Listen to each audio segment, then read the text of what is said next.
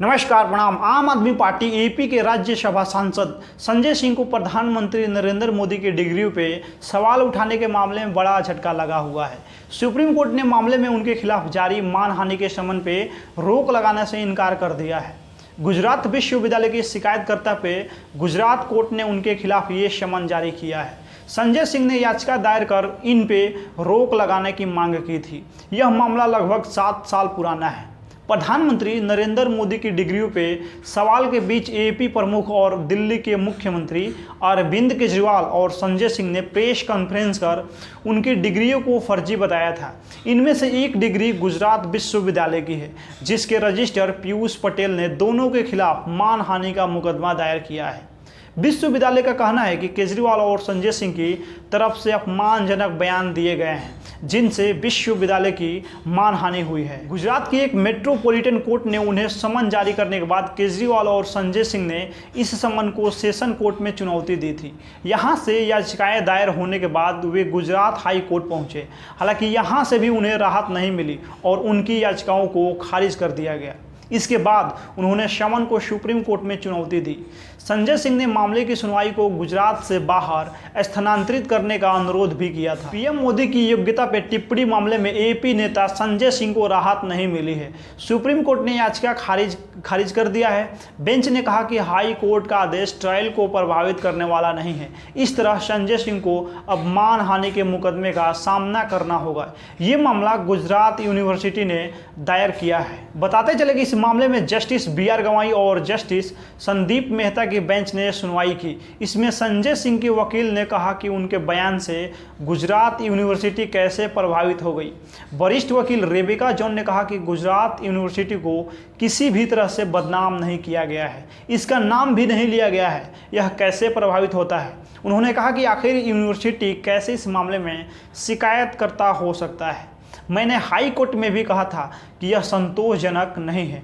मेरे मुकबिल ने गुजरात यूनिवर्सिटी का नाम नहीं लिया। मैंने यह नहीं कहा कि यूनिवर्सिटी ने कोई डिग्री फर्जी बनाई। वकील रेबिका जॉन ने कहा कि उन्होंने प्रेस कॉन्फ्रेंस से किसी को पेश नहीं किया है। यह उनका दायित्व था कि वो social media platform x Twitter से पता करे कि क्या ऐसा कोई वीडियो अपलोड किया गया था। वकील ने कहा, हाई कोर्ट के समक्ष मेरा अंतिम तर्क यह था कि क्या गुजरात विश्वविद्यालय राज्य की श्रेणी में आता है। इस प्रकार से मानहानि का शिकायत पर अलग प्रक्रिया लागू होगी। इस मामले में जस्टिस गवई ने कहा कि यह सब बचाव का मामला है। जस्टिस मेहता ने कहा कि प्रथम दृष्टया मामला आवश्यक है, आरोप तय करने का मानक नहीं है। एपी सांसद संजय सिंह ने इलेक्टोरल बॉन्ड के जरिए भारतीय जनता पार्टी को मिले चंदे पे कई बड़े सवाल उठाए हैं।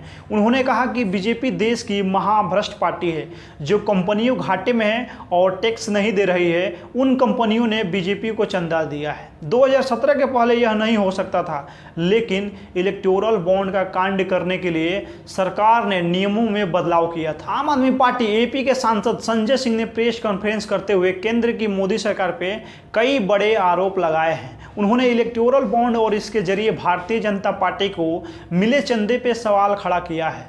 संजय सिंह ने कहा है कि सुनियोजित तरीके से मोदी सरकार ने कई सालों में इलेक्टोरल बॉन्ड के जरिए पर्दे के पीछे से घोटाला किया है। सुप्रीम कोर्ट का धन्यवाद है, जिनके आदेश से इस घोटाले का सारा डेटा सामने आ गया है। अब इस घोटाले का खुलासा एक चैन में होगा। 33 कंपनियां हैं जिन्हें पिछले 7 सालों में 1 लाख करोड़ का घाटा हुआ है और उन्होंने बीजेपी को 450 करोड़ रुपए का चंदा दिया है। उन्होंने कहा कि 17 कंपनियां ऐसी है जिन्होंने जीरो टैक्स दिया है या उनको टैक्स में राहत मिल गई है।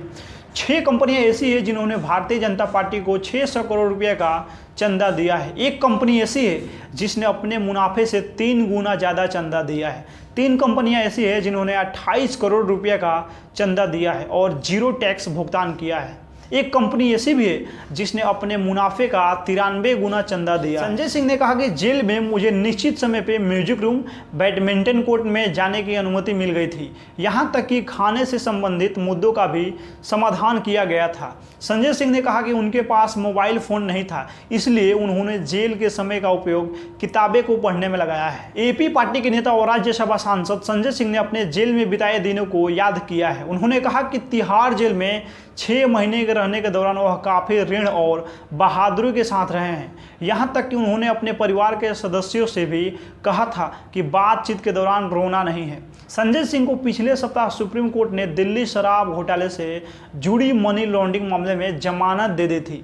वह करीब 6 महीने तक तिहाड़ जेल में बंद रहने के बाद 3 अप्रैल को रिहा हुए थे। समाचार एजेंसी पीटीआई के मुताबिक संजय सिंह ने तिहाड़ के अंदर के अपने दिनों को याद किया। उन्होंने कहा कि शुरुआती 11 दिन काफ़ी कठिन थे। मैं एक छोटी सी कोठरी के अंदर था और मुझे बाहर जाने की अनुमति नहीं थी। मैं पुलिस सुरक्षा में था। इसके बाद मैंने जेल प्रशासन से बात की और मांग की कि मुझे एक सामान्य कैदी के रूप में अधिकार दिया जाए। उन्हें पुलिस सुरक्षा के तहत निश्चित समय पर बाहर जाने की अनुमति दी गई थी। आम आदमी पार्टी के राज्यसभा सांसद संजय सिंह जमानत पे जेल से बाहर आने के बाद केंद्र सरकार पे हमलावर है। अब उन्होंने कहा कि निश्चित रूप से ये समय हमारी पार्टी के लिए काफ़ी मुश्किल है, क्योंकि पार्टी के मुखिया अरविंद केजरीवाल जेल में हैं। पर मुश्किल वक्त में ही बहादुरी की पहचान होती है। आम आदमी पार्टी की गुजरात यूनिट ने दिल्ली के मुख्यमंत्री अरविंद केजरीवाल की पत्नी सुनीता और झारखंड पूर्व सीएम हेमंत सोरेन की पत्नी कल्पना को चुनाव प्रचार के लिए न्योता भेजा है। दोनों लीडर्स एपी आम आदमी पार्टी कैंडिडेट के समर्थन में रैली करने के लिए गुजरात जा सकते हैं। दिल्ली के मुख्यमंत्री अरविंद केजरीवाल की गिरफ्तारी के बाद उनकी पत्नी सुनीता केजरीवाल अपने बयानों को लेकर इन दिनों सुर्खियां में है। दूसरी तरफ झारखंड के पूर्व सीएम हेमंत सोरेन की गिरफ्तारी के बाद उनकी पत्नी कल्पना सोरेन भी मोर्चा संभाल रही हैं। अब ये दोनों लीडर चुनाव प्रचार में भी उतरने वाली हैं।